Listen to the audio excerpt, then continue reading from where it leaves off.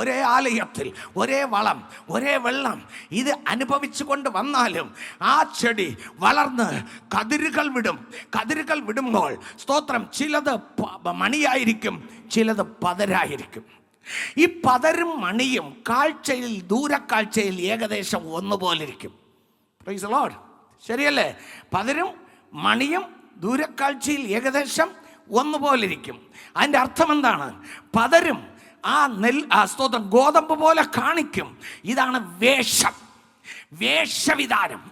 വേഷത്തിൽ മാത്രം നീ ക്രിസ്ത്യാനിയായിരുന്നാൽ പോരാ, നിന്റെ ആക്ഷൻ മാത്രം പോരാ.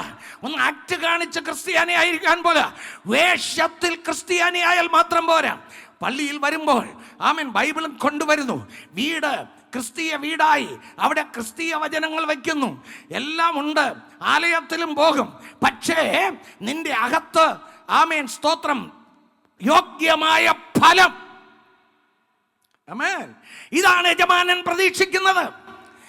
പതറിനകത്ത് ഫലമില്ല, മണിക്കകത്ത് ഫലമുണ്ട്. നമുക്കറിയാം, ഏതൊരു വൃക്ഷമായാലും അതെ, അത് പണിപ്പെട്ട് വെള്ളവും വളവും വലിച്ചെടുക്കുന്നു. സ്തോത്രം, സ്തോത്രം.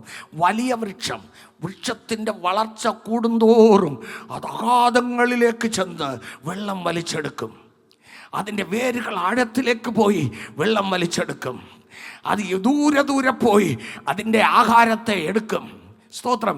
നെൽച്ചെടിക്ക് അങ്ങനെയല്ല, അകത്ത് ഇട്ടുകൊടുക്കണം അപ്പോഴപ്പോൾ വെള്ളം അവിടെ ഒഴുക്കിക്കൊടുത്തില്ലെങ്കിൽ അത് മാണ്ടുപോകും. വളം അവിടെ ഇട്ടുകൊടുത്തില്ലെങ്കിൽ അതിന് അധിക ദൂരം പോയി ആഹാരം ശേഖരിക്കാൻ പറ്റില്ല. ഹല്ലേലൂയ.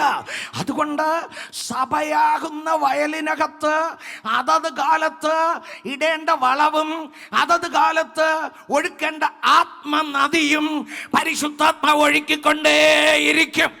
പക്ഷെ നീ അതിനെ കിട്ടുന്നിടത്തോളം വലിച്ചെടുത്ത് നീ പുഷ്ടിയായി വളരുകയും യജമാനന് ഫലമുണ്ടാക്കി വെക്കുകയും ചെയ്യാതിരുന്നാൽ ഒരു ദിവസം മണികളെയും പതരുകളെയും വേർപിരിക്കുന്ന നാൾ ഇതാ അടുത്തു വരികയാണ്.